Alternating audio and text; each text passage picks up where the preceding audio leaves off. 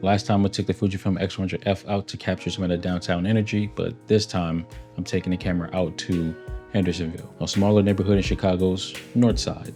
If you've ever felt self-conscious shooting in public or struggling to capture not just a place, but its energy, this one's for you. Andersonville has a cool history.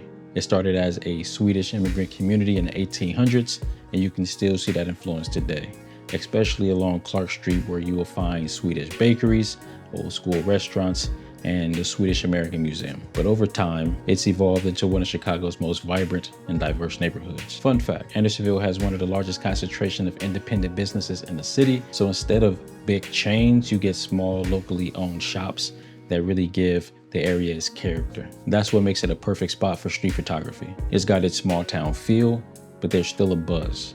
People out shopping, grabbing lunch, catching up with friends. My goal today, to ease back into the flow of shooting, capturing the feel of the neighborhood, and get comfortable shooting in public without overthinking. I've got a few favorite spots: coffee shops, bookstores, restaurants that I always like to hit up when I'm there. But beyond grabbing some good shots, I want to show what it's like to be here. And part of that means getting past the hesitation of pulling out my camera in public, just letting myself exist in the space, taking photos, shoot some video, and not feel like I have to explain what I'm doing.